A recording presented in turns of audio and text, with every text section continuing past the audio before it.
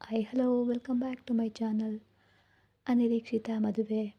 ಮನೆಯಲ್ಲಿ ಕೆಲಸ ಇದೆ ವೈಶು, ಮತ್ತೊಮ್ಮೆ ಯಾವಾಗಲಾದರೂ ಹೋಗೋಣ ಬಿಡು ಅಂದ ಆರ್ಯ. ಜಾಹ್ನವಿ ತಟ್ಟೆಯಲ್ಲಿ ಇಡ್ಲಿ ಇಡಲು ಹೋದಾಗ ಆರ್ಯನ್ ಕೈನ ಅಡ್ಡ ಹಿಡಿದು ವೈಶು, ಅಲ್ಲಿ ದೋಸೆಗಳಿವೆ, ಹಾಗೆ ಸ್ವಲ್ಪ ಇತ್ತ ಕೊಡು ಅಂದ. ಅದು ಜಾಹ್ನವಿ ಹತ್ರ ಇತ್ತು. ಜಾಹ್ನವಿಯನ್ನ ಇಲ್ಲದೆ ನನ್ನನ್ನು ಯಾಕೆ ಕೇಳಿದ್ದ ಅಂತ ಅರ್ಥ ಆಗದ ವೈಶು ಸಂತೋಷದಿಂದ ದೋಸೆಗಳನ್ನು ತಗೊಂಡು ಆರ್ಯನ್ಗೆ ಬಡಿಸಿದ್ಲು.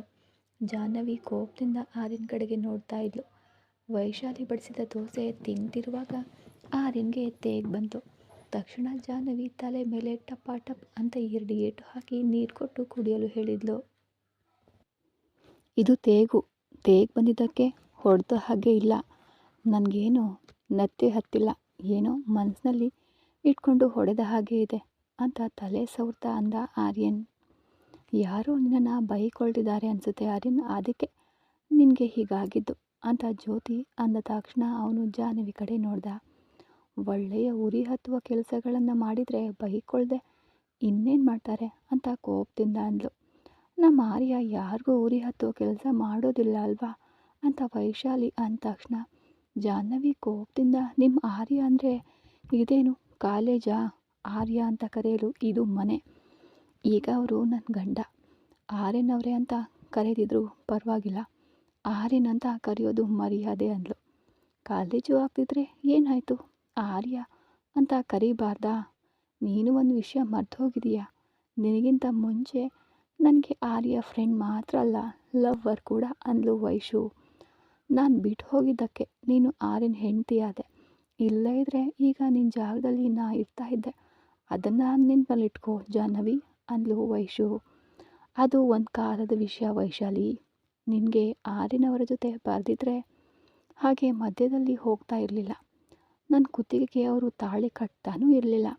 ದೇವರು ನಮ್ಮಿಬ್ರಿಗೂ ಬರೆದಿದ್ದಾನೆ, ಅದಕ್ಕೆ ನಾವಿಬ್ಬರು ಒಂದಾಗಿದ್ದೀವಿ ಅಂದ್ಲು ಜಾಹ್ನವಿ. ದೇವರು ಬರೆದಿದ್ದಲ್ಲ, ನಿಮ್ಮ ಅಣ್ಣ ಮಾಡಿದ ಒಂದು ಹುಚ್ಚು ಕೆಲಸದಿಂದ ಯಾರೋ ಕಟ್ಟಬೇಕಾಗಿದ್ದ ತಾಳಿಯನ್ನು ಕರುಣೆಯಿಂದ ಆರ್ಯ ನಿನ್ನ ಕುತ್ತಿಗೆ ಕಟ್ಟಿದ್ದು, ಆದರೆ ನಿನ್ನ ಮೇಲೆ ಮನಸ್ಸಾಗಿ ಕಟ್ಟಲಿಲ್ಲ ಅಂತ ಎಲ್ರಿಗೂ ಗೊತ್ತು ಬಿಡು ಅಂತ ಸ್ವಲ್ಪ ವ್ಯಂಗ್ಯವಾಗಿ ಅಂತು ವೈಶು. ವೈಶಾಲಿ ಹಾಗೆ ಅಂದ ತಕ್ಷಣ ಆರ್ಯನ್ಗೆ ಕೋಪ ಬಂದು, ವೈಶು ಯಾವತ್ತೋ ಮುಗಿದು ಹೋದ ವಿಷಯಗಳನ್ನೆಲ್ಲ ಈಗ ಯಾಕೆ ಎತ್ತುತ್ತೀಯ, ಸಾಕು ನಿಲ್ಲಿಸು ಅಂದ. ನಾನು ಅಂದದ್ರಲ್ಲಿ ತಪ್ಪೇನಿದೆ ಆರ್ಯ, ಇವಳನ್ನು ನೀನೇನಾದರೂ ಪ್ರೀತಿಸಿ ಮದುವೆಯಾಗಿದ್ದೀಯಾ, ಅವಳ ಅಣ್ಣ ಸತ್ತು ಹೋಗ್ತೀನಿ ಅಂತ ಬೆದರಿಸಿದಿಕ್ಕಲ್ವಾ ನೀನು ತಾಳಿ ಕಟ್ಟಿದ್ದು. ಜಾಹ್ನವಿಗೆ ಆ ಮಾತು ಕೇಳಿ ತುಂಬಾ ಬೇಸರ ಆಗಿ, ನೀನು ಹೇಳಿದ್ದು ನಿಜಾನೇ, ಅವರು ನನ್ನನ್ನು ಪ್ರೀತಿಸಲಿಲ್ಲ, ನಾನು ಅವರನ್ನು ಪ್ರೀತಿಸಲಿಲ್ಲ, ಆದರೆ ಪ್ರೀತಿಸಿ ಮದುವೆಯಾದರೆ ಮಾತ್ರ ಅವರಿಬ್ಬರು ಗಂಡ ಹೆಂಡತಿ, ಇಲ್ದಿದ್ರೆ ಆಗಲ್ವಾ ಅಂತ ಕೇಳಿದ್ಲು ಜಾಹ್ನವಿ ಅವಳು ಏನೋ ತಿಳಿಯದೆ ಮಾತನಾಡ್ತಿದ್ರೆ ನೀನು ಕೂಡ ಯಾಕೆ ಅವಳ ಜೊತೆ ಮಾತನಾಡ್ತಿದೀಯಾ ಅಂದ ಆರ್ಯನ್. ಅವಳು ತಿಳಿಯದೆ ಮಾತಾಡ್ತಿಲ್ಲ ಆರ್ಯನ್, ನೀವು ಕೊಟ್ಟಿರೋ ಸಲುಗೆಯಿಂದಲೇ ಹಾಗೆ ಮಾತನಾಡ್ತಿದ್ದಾಳೆ. ಅವಳು ಹಾಗೆ ಮಾತಾಡ್ತಿದ್ದಾಳೆ. ನೀವೇನಾದರೂ ಪ್ರೀತಿಸಿ ಮದುವೆಯಾಗಿದ್ದೀರಾ ಅಂತ ಅಂದಾಗ, ಆಗ ಪ್ರೀತಿಸಲಿಲ್ಲ, ಆದರೆ ತಾಳಿ ಕಟ್ಟಿದ್ದಿನಿಂದ ಅವಳೇ ನನ್ನ ಪ್ರಾಣ ಅಂತ ಒಂದು ಮಾತು ನಿಮಗೆ ಹೇಳಲು ಆಗಲಿಲ್ವಲ್ಲ, ಅದು ಸಾಲದೆ ಅವಳು ನನ್ನನ್ನು ಆಡಿಕೊಳ್ಳಲು ಅಂತ ಬೇಸರದಿಂದ ಅಂದ್ಲು. ಅದಕ್ಕೆ ಹೇಳಿದ್ದು ನಿಜ ತಾನೇ ಅಣ್ಣ, ನಿನ್ನ ಕಣ್ಮುಂದೆನೇ ನಿನ್ನ ಹೆಂಡತಿಯನ್ನು ಹಾಗೆ ಅಂತ ಇದ್ರೆ ನೋಡ್ತಾ ಇದೆಯಲ್ಲ, ನಿನ್ನನ್ನು ನೋಡಿದರೆ ನನ್ನ ಅಣ್ಣನೇನ ಇಷ್ಟು ಸೈಲೆಂಟಾಗಿ ಇದ್ದಾನೆ ಅಂತ ಅನ್ನಿಸ್ತಿದೆ ಅಂದ್ಲು ಶಿವಾನಿ. ನಾನು ಯಾಕೆ ಸೈಲೆಂಟಾಗಿ ಇದ್ದೀನಿ ಅನ್ನೋದು ಗೊತ್ತಾ ಶಿವಾನಿ, ಜಾಹ್ನವಿ ಅಂದರೆ ನನಗೆ ಎಷ್ಟು ಇಷ್ಟ ಅಂತ ವೈಶಾಲಿಗೆ ಚೆನ್ನಾಗಿ ಗೊತ್ತಿದ್ದು ಅಂದಿದ್ದಾಳೆ ಅಂದರೆ ಅವಳು ಯಾವ ಉದ್ದೇಶದಿಂದ ಅಂದಿದ್ದಾಳೋ ಆ ಮಾತ್ರ ನಾನು ಗ್ರಹಿಸಲು ಸಾಧ್ಯ ಇಲ್ವಾ ಅಂತ ವೈಶಾಲಿ ಕಡೆ ನೋಡು ವೈಶಾಲಿ, ನಿನ್ನ ಪರಿಸ್ಥಿತಿ ನನಗೆ ಗೊತ್ತು, ಅದಕ್ಕೆ ನೀನು ಇಷ್ಟೊಂದು ಮಾತುಗಳನ್ನು ಆಡ್ತಾ ಇದ್ರೂ ನಾನು ಸೈಲೆಂಟ್ ಆಗಿದ್ದೀನಿ. ಹಾಗಂದರೆ ಅದಕ್ಕೆ ಒಂದೇ ಕಾರಣ, ನಿನ್ನ ಮೇಲಿರುವ ಕರುಣೆ ಮಾತ್ರ. ಡಾಕ್ಟರ್ ಹೇಳಿದ ವಿಷಯಗಳು ನೆನಪಿವೆ, ಅದಕ್ಕೆ ನನ್ನ ಫ್ರೆಂಡ್ ಬಗ್ಗೆ ಅಂದರೂ ಜಾಹ್ನವಿ ಬಗ್ಗೆ ಮಾತನಾಡಿದರೂ ನೋಡ್ತಾ ಸುಮ್ಮನೆ ಇದ್ದೀನಿ. ಇದು ಮಿತಿ ಮೀರಿದರೆ ಮಾತ್ರ ಎಲ್ಲವನ್ನ ಪಕ್ಕಕ್ಕಿಟ್ರೆ ಈ ಆರ್ಯನ್ ಅಂದರೆ ಏನೆಂದು ತೋರಿಸ್ತೀನಿ, ಜಾಗ್ರತೆ ವೈಶಾಲಿ ಅಂತ ಬೆರಳು ತೋರಿಸಿ, ನಿನ್ನ ರೂಮ್ನಲ್ಲಿ ಇದ್ದು ರೆಸ್ಟ್ ತಗೋ ಹೋಗು, ನಿನಗೆ ಏನಾದರೂ ಬೇಕು ಅಂದರೆ ಜ್ಯೋತಿ ನೋಡ್ಕೋತಾಳೆ ಅಂತ ಸೀರಿಯಸ್ ಆಗಿ ಹೇಳ್ದ ಆರ್ಯನ್ಗೆ ಕೋಪ ಬಂದರೆ ಏನು ಮಾಡ್ತಾನೋ ವೈಶಾಲಿಗೆ ಚೆನ್ನಾಗೇ ಗೊತ್ತು. ಅದಕ್ಕೆ ಏನೂ ಮಾತನಾಡದೆ ವೈಶಾಲಿ ಅಲ್ಲಿಂದ ಹೊರಟ್ಲು. ವೈಶಾಲಿ ಹಿಂದೆ ಜ್ಯೋತಿ ಹೋಗ್ತಾ ಬಾಯಿ ಮುಚ್ಕೊಂಡು ಇರಬಾರ್ದಾ, ಸುಮ್ಮನೆ ಇರಲು ಆಗಲ್ಲ ನಿಂಗೆ, ಈಗ ಸರಿಯಾಗಿ ಆಯಿತು ಅಂದ್ಕೊಳ್ತಾ ಹೋದ್ಲು. ಶಿವಾನಿ ನನಗೆ ಯಾವಾಗ ಹೇಗೆ ರಿಯಾಕ್ಟ್ ಆಗಬೇಕು ಅಂತ ಗೊತ್ತು, ಆದರೆ ಅವಳ ವಿಷಯದಲ್ಲಿ ನಾನು ಸ್ವಲ್ಪ ಯೋಚಿಸಿ ಮಾತನಾಡಬೇಕು. ಅದಕ್ಕೆ ಅವಳು ಏನಂದರೂ ಮಾತನಾಡದೇ ಇದ್ದಿದ್ದು ಅಂದನು ಆರ್ಯ. ಸಾರಿ ಅಣ್ಣ, ಅದಕ್ಕೆ ಬೇಸರ ಪಡ್ತಾ ಇದ್ರೆ ನೋಡ್ಲಾಗದೆ ಕೇಳಿದೆ ಅಷ್ಟೇ. ಅಣ್ಣನನ್ನು ಬೈದೆ ಅಷ್ಟೇ ತಾನೇ. ಈ ಮಧ್ಯೆ ಆಕೆ ಬಂದ ನಂತರ ಅಣ್ಣನ ಪಾರ್ಟಿಯಿಂದ ಅತ್ತಿಗೆ ಪಾರ್ಟಿಗೆ ಬದಲಾಗಿದ್ದೀಯ ಅಲ್ವಾ, ಅದಕ್ಕೆ ಅಣ್ಣನ ಮೇಲೆ ಪ್ರೀತಿ ನಮಗೆ ಕಡಿಮೆ ಆಗ್ತಾ ಇದೆ ಅಲ್ವಾ ಶಿವಾನಿ ಅಂದ ಆರ್ಯ. ಅದೇನೂ ಇಲ್ಲ ಅಣ್ಣ, ಅದಕ್ಕೆ ಬಂದಾಗಿಂದ ನನ್ನನ್ನು ಅಮ್ಮನ ಹಾಗೆ ನೋಡ್ಕೋತಿದ್ದಾರೆ. ಅಮ್ಮ ಅಂದರೆ ಯಾರೆಂದು ತಿಳಿಯದ ನನಗೆ ಅದಕ್ಕೆ ಅಮ್ಮನ ಥರ ಕಾಣಿಸ್ತಿದ್ದಾರೆ. ಮತ್ತು ಹಾಗಿರುವಾಗ ಅಮ್ಮ ಬೇಸರ ಪಡ್ತಾಯಿದ್ರೆ ನಾನು ಹೇಗೆ ನೋಡ್ತಾ ಸುಮ್ಮನಿರಲಿ ಅಣ್ಣ ಅಂದ್ಲು. ಶಿವಾನಿ ಜಾಹ್ನವಿಯಲ್ಲಿ ಅಮ್ಮನನ್ನು ನೋಡ್ಕೊಳ್ತಿದ್ದೀನಿ ಅಂತ ಅಂದ ತಕ್ಷಣ ರಾತ್ರಿಯಿಂದ ಜಾಹ್ನವಿ ಶಿವಾನಿ ಬಗ್ಗೆ ಅತ್ತಿಗೆಯಾಗಿ ಅಲ್ಲದೆ ಅಮ್ಮನ ಹಾಗೆ ಯೋಚಿಸ್ತಾ ಇಷ್ಟೊಂದು ಬಾರಿ ತನ್ನ ಹತ್ರ ಬಂದದ್ದು ಆರ್ಯನ್ಗೆ ನೆನಪಾಯಿತು. ನಾನು ಚಿಕ್ಕಮ್ಮನಿಗೆ ಕೊಟ್ಟ ಮಾತನ್ನು ಮೀರಿ ಏನೂ ಮಾಡಲು ಸಾಧ್ಯ ಇಲ್ಲ. ಆ ವಿಷಯ ನಿಮಗೆ ಹೇಗೆ ಹೇಳಬೇಕು ನನಗೆ ತಿಳಿತಿಲ್ಲ ಜಾಹ್ನವಿ. ಜಾಹ್ನವಿ ಬಂದಾಗಲೆಲ್ಲ ಕೇಳಿದ್ರು ಕೋಪಗೊಂಡು ಕಳಿಸ್ಬಿಟ್ಟೆ. ಚಿಕ್ಕಮ್ಮ ನಮಗೋಸ್ಕರ ತನ್ನ ಹೊಟ್ಟೆಯಲ್ಲಿದ್ದ ಮಗುವನ್ನು ಕೂಡ ಕಳ್ಕೊಂಡ್ಳು ಅಂತ ತಿಳುವಳಿಕೆಯುಳ್ಳ ಚಿಕ್ಕಮ್ಮ ಶಿವಾನಿಗೆ ಒಳ್ಳೆಯ ಸಂಬಂಧವನ್ನೇ ನೋಡಿರ್ತಾರೆ. ಈ ದಿನ ನೋಡ್ತೇವೆ ಅಲ್ವಾ, ಆಗ ಜಾಹ್ನವಿ ಒಪ್ಕೋತಾಳೆ ಬಿಡು ಅಂತ ಮನಸ್ಸಿನಲ್ಲಿ ಅಂದ್ಕೊಳ್ತಾ ಎದುರಿಗಿರುವ ಜಾಹ್ನವಿ ಶಿವಾನಿ ಸಂಗತಿಯನ್ನೇ ಮರ್ತು ಹೋದ. ಏನಣ್ಣ, ನಾವು ಎದುರಿಗಿರುವ ಸಂಗತಿಯನ್ನೇ ಮರೆತು ಏನು ಯೋಚಿಸ್ತಿದೀಯಾ ಅಂತ ಕೇಳಿದ್ಲು. ಏನಿದೆ ಶಿವಾನಿ, ಆ ವೈಶಾಲಿನ ಕಳಿಸಿದ್ನಲ್ಲ ಅಂತ ಮನಸ್ಸಿನಲ್ಲಿ ಬೇಸರ ಪಡ್ತಿದ್ದಾರೇನೋ ಅಂದ್ಲು ಜಾಹ್ನವಿ.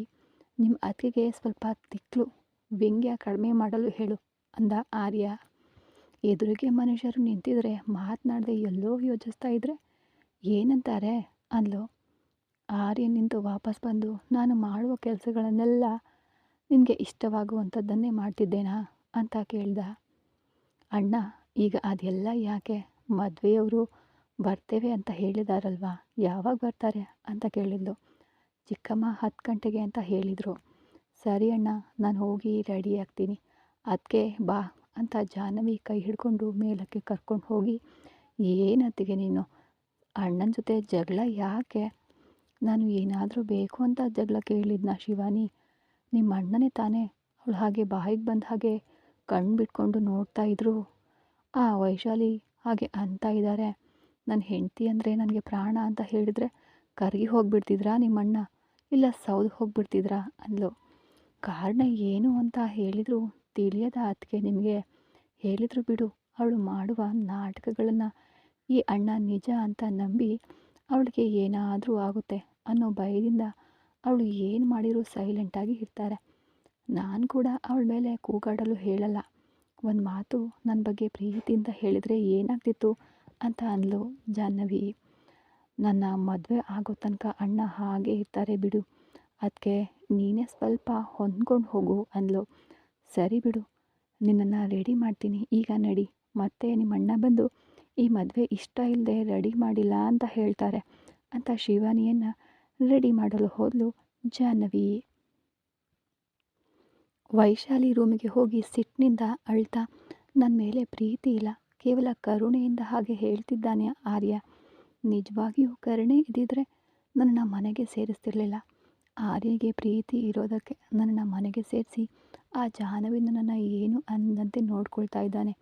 ಏನೇ ಜ್ಯೋತಿ, ನಾನು ಹೇಳಿದ್ದು ನಿಜ ತಾನೇ, ಪ್ರೀತಿಸಿದ ನಿನಗೆ ತಿಳಿಲಿಲ್ಲ, ನಿಮ್ಮಿಬ್ಬರ ಫ್ರೆಂಡ್ ಆದ ನನಗೆ ಹೇಗೆ ತಿಳಿಯುತ್ತೆ ಅಂದ್ಲು ಜ್ಯೋತಿ.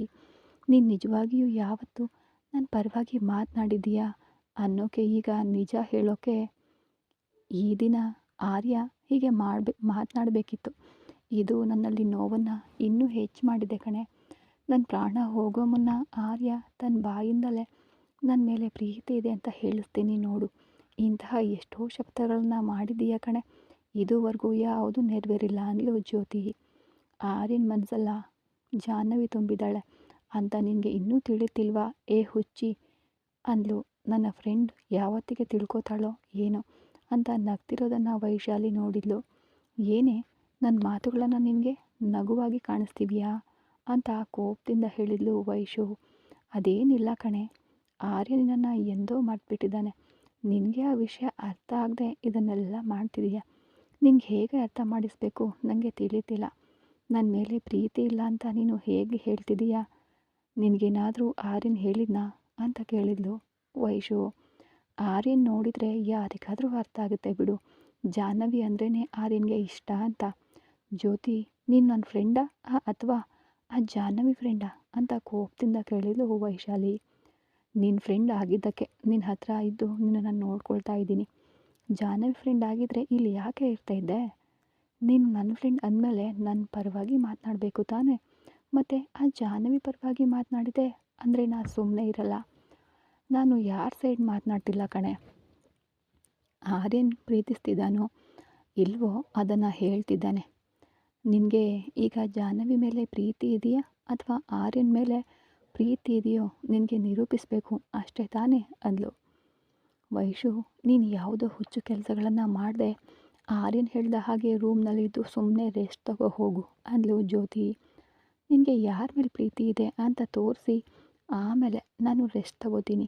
ನಿನ್ನ ಮೇಲೆ ಪ್ರೀತಿ ಇದೆ ಅಂತ ಹೇಗೆ ನಿರೂಪಿಸ್ತೀಯ ವೈಶಾಲಿ ಅಂದ್ಲು ಜ್ಯೋತಿ. ಈ ದಿನ ಶಿವಾನಿ ಮದುವೆಗೆ ಮುಹೂರ್ತ ಇಡಲು ಬರ್ತಿದ್ದಾರೆ ಅಲ್ವಾ? ಅದು ಮುಗಿದ ತಕ್ಷಣ ಜಾಹ್ನವಿ ಮೇಲೆ ಪ್ರೀತಿ ಇದೆಯಾ ಇಲ್ಲ ನನ್ನ ಮೇಲೆ ಪ್ರೀತಿ ಇದೆಯಾ ಅಂತ ನಿಂಗೆ ತೋರಿಸ್ತೀನಿ ಅಂತ ತಾನು ಏನು ಮಾಡಬೇಕು ಅಂದ್ಕೊಂಡಿದ್ದಾಳೋ ಅದನ್ನು ಮಾಡಲು ಹೋದಳು. ಅದನ್ನು ಕೇಳಿದ ಜ್ಯೋತಿ, ಈ ವಿಷಯ ಆರ್ಯನ್ಗೆ ತಿಳಿದ್ರೆ ನಿನ್ನನ್ನು ಕೊಂದುಬಿಡ್ತಾನೆ ಅಂದ್ಲು.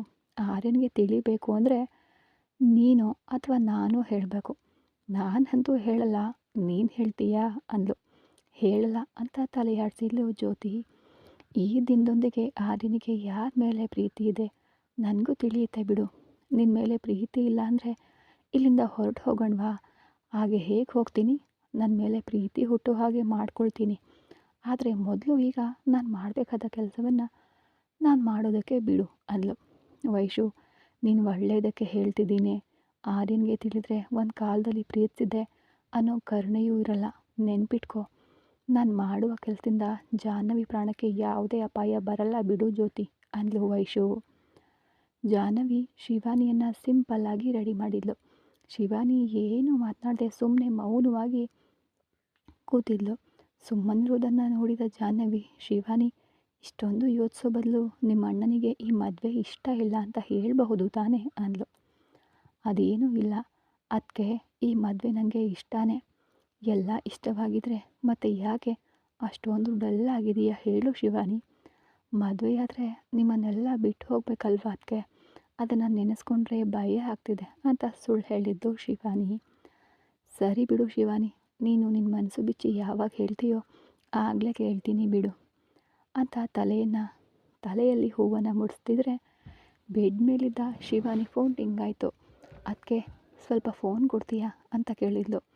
ಬೆಡ್ ಮೇಲಿದ್ದ ಫೋನ್ ಕೊಡ್ತಾ ಮಾಲ್ ಕಾಲಿಂಗ್ ಅಂತ ಇರೋದನ್ನು ನೋಡಿ ಶಿವಾನಿ, ಮಾಲ್ ಯಾರು ಅಂತ ಫೋನ್ ಕೊಟ್ಟು ಈ ಹೆಸರು ಹೊಸದಾಗಿದೆ ಅಂತ ನಕ್ಲು. ಫೋನ್ ಇಸ್ಕೊಂಡು ಇವರು ಈಗ ಯಾಕೆ ಮಾಡ್ತಿದ್ದಾರೆ ಅಂತ ಮನಸ್ಸಿನಲ್ಲೇ ಅಂದ್ಕೊಂಡು, ಮಾಲ್ ಅನ್ನೋದು ಹೆಸರಲ್ಲ ಅದಕ್ಕೆ, ಆಕೆ ಮಾಲಲ್ಲಿ ಪರಿಚಯ ಆದವಳು, ಅದಕ್ಕೆ ಹಾಗೆ ಸೇವ್ ಮಾಡಿದ್ದೀನಿ ಅಂದ್ಲು. ಇಷ್ಟಕ್ಕೂ ಹುಡುಗನ ಅಂತ ಕೇಳಿದ್ಲು ಜಾಹ್ನವಿ. ಹುಡುಗಿನೇ ಅದಕ್ಕೆ ಅಂತ ತಕ್ಷಣ ಸುಳ್ಳು ಹೇಳಿ ಸಾರಿ ಅದಕ್ಕೆ ಅಂತ ಮನಸ್ಸಿನಲ್ಲಿ ಅಂದ್ಕೊಂಡು ಜಾಹ್ನವಿ ಅಲ್ಲೇ ಇದ್ದಿದ್ದರಿಂದ ಹೇಗೆ ಮಾತಾಡಬೇಕೋ ತಿಳಿಯದೆ ಫೋನ್ನ ಆನ್ ಮಾಡಲೇ ಇಲ್ಲ. ಶಿವಾನಿ ಫೋನ್ ಆನ್ ಮಾಡಿ ಮಾತನಾಡದೇ ಇರೋದು ನೋಡಿ, ನೀನು ಮಾತನಾಡ್ತಿರು, ನಾನು ಈಗಲೇ ಬರ್ತೀನಿ ಅಂತ ಹೊರಗಡೆ ಹೋದ್ಲು. ಜಾಹ್ನವಿ ಹೋಗ್ತಾ ಇದ್ದಂತೆ ಫೋನ್ ಮಾಡಿ ಹಲೋ ಅಂದ್ಲು. ಹಲೋ ಜಾನು, ಹೇಗಿದೆಯಾ ಅಂತ ಕೊಂಚ ಕಂಗಾಲಾಗಿ ಕೇಳ್ದ ಮನೋಜ್ ಮಾತು ಕೇಳ್ತಿದ್ದಂತೆ ಶಿವಾನಿಗೆ ಅಷ್ಟರವರೆಗೂ ಮನಸ್ಸಿನಲ್ಲಿದ್ದ ದುಃಖ ಎಲ್ಲ ಹೋಗಿ ಸಂತೋಷ ಅನ್ನಿಸ್ತು. ಯಾಕೆ ಹಾಗೆ ಕೇಳ್ತಿದ್ದೀರಾ ಅಂತ ಕೇಳಿದ್ಲು. ಇವತ್ತು ಯಾಕೋ ಎದ್ದಾಗಿಂದ ನಿಂದೇ ನೆನಪಾಗ್ತಿದೆ. ಮನಸ್ಸಿನಲ್ಲಿ ಏನು ತಿಳಿಯದ ಕಂಗಾಲು, ಮನಸ್ಸಿಗೆ ಕಷ್ಟ ಆಗ್ತಿದೆ. ಅದಕ್ಕೆ ಹೇಗಿದೆಯಾ ಅಂತ ಕೇಳೋಣ ಅಂತ ನಿನಗೆ ಕಾಲ್ ಮಾಡಿದೆ ಅಂದ ಮನೋಜ್. ನನ್ನ ಮನಸ್ಸಿನಲ್ಲಿರುವ ದುಃಖ ನಿನ್ನ ಮನಸ್ಸಿಗೆ ತಲುಪ್ತಾ ಅಂತ ಅಂದ್ಕೊಂಡು, ಏನೂ ಇಲ್ಲ, ನಾನು ಚೆನ್ನಾಗೇ ಇದ್ದೀನಿ ಅಂದ್ಲು. ಶಿವಾನಿ ಧ್ವನಿಯಲ್ಲಿನ ವ್ಯತ್ಯಾಸವನ್ನು ಗಮನಿಸಿದ ಮನೋಜ್, ಜಾನು, ನನ್ನ ಹತ್ರ ನೀನು ಏನನ್ನೂ ಮುಚ್ಚಿಡ್ತಿಲ್ಲ ತಾನೇ ಅಂತ ಕೇಳ್ದ. ಮನೋಜ್ ಹಾಗೆ ಮಾತನಾಡ್ತಿದ್ರೆ ಶಿವಾನಿಗೆ ಅಳುನೇ ಬಂತು. ಅಳುವನ್ನು ತಡ್ಕೊಂಡು ಏನೂ ಇಲ್ಲ, ನಿಜವಾಗಿಯೂ ನಾನು ಚೆನ್ನಾಗಿದ್ದೀನಿ, ನಮ್ಮ ಅತ್ತಿಗೆ ಬರ್ತಿದ್ದಾರೆ, ನಾನು ನಿಮಗೆ ಆಮೇಲೆ ಕಾಲ್ ಮಾಡ್ತೀನಿ ಅಂತ ಹೇಳಿ ಫೋನ್ ಇಟ್ಬಿಟ್ಟು ತನ್ನ ಕಣ್ಣುಗಳನ್ನು ಒರೆಸ್ಕೊಂಡು, ನನ್ನ ಮನಸ್ಸಿನ ದುಃಖ ನಿಮಗೆ ತಿಳಿಯುವುದು ನನಗೆ ಆಶ್ಚರ್ಯವಾಗಿದೆ. ನಿಮ್ಮ ಮಾತುಗಳನ್ನು ನೋಡಿದರೆ ನೀವು ನನ್ನನ್ನು ಇಷ್ಟಪಡ್ತಿದ್ದೀರಾ ಅಂತ ನನಗೆ ಅನ್ನಿಸ್ತಾ ಇದೆ. ನನ್ನ ಮನಸ್ಸಿನಲ್ಲಿ ಏನಿದೆಯೋ ನನಗೆ ಗೊತ್ತು. ನಮ್ಮ ಅಣ್ಣನಿಗೆ ಹೇಳುವ ಅವಕಾಶ ಕೂಡ ಇಲ್ಲ. ಈ ಜನ್ಮಕ್ಕೆ ಹೀಗೆ ಒಬ್ಬರಿಗೊಬ್ಬರು ಯಾರೂ ಅಲ್ದವರ ಹಾಗೆ ಇರ್ತೀವಿ ಅನಿಸುತ್ತೆ ಅಂತ ಮನಸ್ಸಿನಲ್ಲಿ ಬೇಸರ ಪಡ್ತಿದ್ದಾಗ ಜಾಹ್ನವಿ ಬಂದು, ಫೋನ್ ಮಾತನಾಡೋದು ಮುಗೀತಾ ಶಿವಾನಿ ಅಂತ ಕೇಳಿದ್ಲು. ಮುಗೀತು ಅದಕ್ಕೆ ಅಂತಿರುವಾಗ ಕಣ್ಣಿನಲ್ಲಿ ತುಂಬಿದ್ದ ನೀರು ಜಾಹ್ನವಿ ಕಣ್ಣಿಗೆ ಬಿತ್ತು. ಫೋನ್ ಯಾರು ಮಾಡಿರಬಹುದು ಅಂತ ಯೋಚಿಸ್ತಿದ್ದಾಳೆ. ಆರ್ಯನ್ ಹಾಲ್ನಲ್ಲಿ ಕುಳಿತು ಮದುವೆ ಕಡೆಯವರಿಗೆ ಕಾಯ್ತಾ ಇದ್ದ. ಶರ್ಮಿಳಾ ಬಂದು ಆರ್ಯನ್ ಎದುರುಗಡೆ ಕುಳಿತು, ಈ ರಮೇಶ್ ಅವರು ಈ ಹೊತ್ತಿಗೆ ಬರಬೇಕಿತ್ತು, ಆರ್ಯನ್ ಇನ್ನೂ ಬಂದಿಲ್ವಲ್ಲ ಅಂತ ನಾನು ನೋಡ್ತಿದ್ದೀನಿ ಅಂದ. ಚಿಕ್ಕಮ್ಮ ಒಂದು ಬಾರಿ ಫೋನ್ ಮಾಡಿ ಕೇಳಬಾರ್ದಾಗಿತ್ತಾ ಅಂತ ಹೇಳ್ದ. ಇಷ್ಟರಲ್ಲಾಗಲೇ ಮಾಡಿದೆ ಆರ್ಯನ್, ರಮೇಶ್ ಅವರ ಅಮ್ಮನ ದೂರದ ಸಂಬಂಧಿಗೊಬ್ಬರು ಹೊರಟು ಬರ್ತಿದ್ದೇವೆ ಅಂದರು. ಸರಿ ಚಿಕ್ಕಮ್ಮ, ಹೊರಟಿದ್ದಾರೆ ಅಲ್ವಾ, ಬರ್ತಾರೆ ಬಿಡಿ ಅಂದ ಆರ್ಯ. ವೈಶಾಲಿ ಯಾರು ನೋಡ್ದಂತೆ ಹೊರಗಡೆ ಬಂದು ತಾನು ಏನು ಮಾಡಬೇಕು ಅಂದ್ಕೊಂಡಿಲ್ಲೋ ಅದನ್ನು ಮಾಡಿ ಹೋದ್ಲು. ಎಷ್ಟೊತ್ತಿಗೂ ಇನ್ನೂ ಅವರು ಬರದೇ ಇದ್ದಿದ್ದರಿಂದ ಆರ್ಯನ್ TV ನೋಡ್ತಾ ಕುಳಿತಿದ್ದ. ಶರ್ಮಿಳಾ ರಮೇಶ್ಗೆ ಕಾಲ್ ಮಾಡಿದ್ಲು, ಆದರೆ ಯಾರು ಕೂಡ ಆ ಕಾಲ್ನ ಲಿಫ್ಟ್ ಮಾಡ್ತಾ ಇರಲಿಲ್ಲ. ಕತೆ ಮುಂದುವರಿಯೋದು. ಆ ರಮೇಶ್ ಮನೆಗೆ ಬರ್ತಾನಾ? ಈ ಮದುವೆ ನಿಶ್ಚಯವಾಗುತ್ತಾ? ಇಲ್ಲಿ ವೈಶು ಜಾಹ್ನವಿಗೆ ಏನಾದರೂ ತೊಂದರೆ ಮಾಡ್ತಾಳಾ ಅಂತ ಮುಂದಿನ ಎಪಿಸೋಡಲ್ಲಿ ಮಿಸ್ ಮಾಡದೆ ನೋಡಿ. ಧನ್ಯವಾದಗಳು. ಮತ್ತೆ ಸಿಗೋಣ ಮುಂದಿನ ಎಪಿಸೋಡಲ್ಲಿ.